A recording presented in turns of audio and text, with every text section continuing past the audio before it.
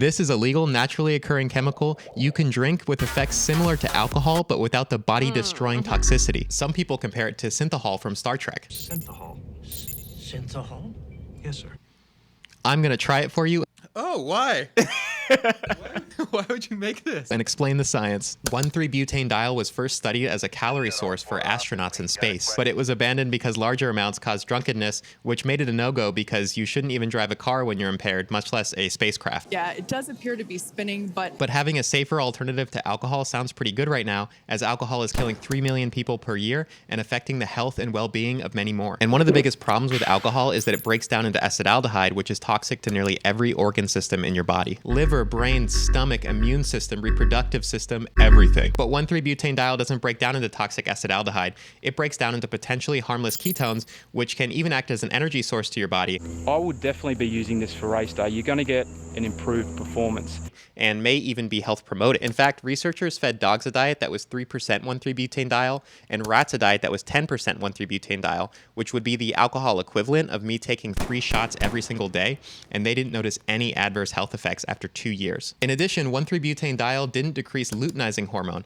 which is the hormone responsible for increasing the production of testosterone and other sex hormones, so it likely doesn't decrease testosterone in the same way that alcohol does. And that's right, you guys are worried about soy and sunscreen messing with your hormones when you're happily consuming a potent endocrine disruptor regularly. Come on. 1,3-butanediol is also interesting because it appears to reduce appetite, lower body weight, and decrease cravings for alcohol. And in an animal model, 1,3-butanediol was found to be more effective at treating alcohol withdrawal than alcohol itself, which makes it an interesting candidate for treating addiction. And subjectively, it seems that unlike alcohol, where a couple drinks makes you want to drink more, people tend to stop after a couple drinks of 1,3-butanediol. 1,3-butanediol sounds too good to be true, but the big downside is that it has a very bitter and unpleasant taste. So David and I are going to try it for you and let you know how the flavor and effects are. Let's pick one. I mean, it smells not bad. Real buzz, no booze. I like that. Is this how they recommend drinking it, in wine glasses? He didn't mention it, but I think he just forgot. Cheers. It's not terrible. Yeah, I don't hate it. There's some weird taste in there, but it's not bad. There's no % alcohol by volume. These have a % of the keto halt. So this is 7%. Is that like on scale with like what 7% of a beer would be like? We're going to find out. Okay. Maybe it's like cilantro, where some people have like a different gene where it tastes really bad and other people don't have it. Oh, yeah. And you and I are just blessed. Can you drink and drive with this? You definitely cannot. You definitely cannot. You will blow a 0 like on a breathalyzer. There's no alcohol here. That seems really dangerous. It's the same with any other drug. You can't breathalyze like oxycodone or something. Yeah. And people shouldn't be driving on that either. I think it's got to say here somewhere, not to drive. I don't know that it does. Not for sport. Oh, it says do not drive if impaired. You ready? Take a mule. I'm nervous for this one. I'd prefer this to like those like vodka seltzer. A completely naive person who just came out of nowhere and has never tried alcohol or this might taste better to them. Yeah, I mean, there's something bitter. You could do like an ASMR like. Oh, this one's like iridescent. Which one was this one? Gin and tonic? GNT, technically. We don't know what the GNT stand for. Should we call him? Ooh. Oh, God. This one is horrendous. This is so bad. This is the worst one by far, dude. I'm calling Frank the creator. Hey, Frank, we're recording our video now. What does GNT stand for? Is it something other than gin and tonic? That's all it stands for. GNT stands for gin and tonic. Yeah. There's no gin. Okay, got it. Thank you. Appreciate you. Bye. He's the ketone man. You're not gonna like it, dude. Oh, why? Why would you make this? Because if this was the first one, I don't know if I could have done the others.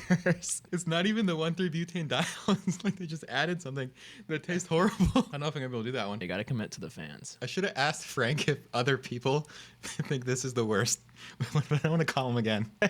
It's gotten like 4 times throughout this journey. My man, we got another question. There's no one else that can answer it. He should just put his number right at the can. I definitely feel like my mind is not as clear. Yeah, I feel cloudier for sure. I don't know if it's cloudier, but just like looser. Okay. Pretty similar to like the kind of thing that you would get from alcohol, I think. Like some people don't feel it, he said. And he said people on SSRIs never feel it. But the tingles haven't gone away. I'm feeling so tingly all over. Tip to toe. Tip to toe. Tip to toe. Please elaborate which tip you're talking about. It's my head. Which head are we talking about? The one with hair. Not even gonna go there. What do these go for? I mean, how much does a liver transplant cost? Yeah, I asked him if I could see the patent. Like you can on the USPTO. I don't want to look for it. I wanted him to send it to me. He got defensive. He's like, you want to make this? That's why you went to med school. This is nasty. Sorry, Frank. Frank told me, don't lie about the flavor. The lime was for the gin and tonic. I'm going to try lime.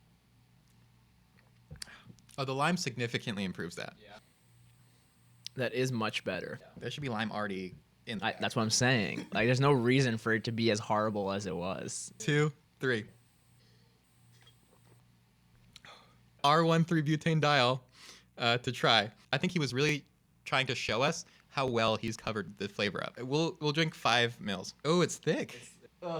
I'm already getting like the chills. It feels like glycerin. Like snail mucin. Have you consumed snail mucin? No. Let's first take a sip so we know what we're dealing with. Oh! Oh! Oh! We are not drinking that.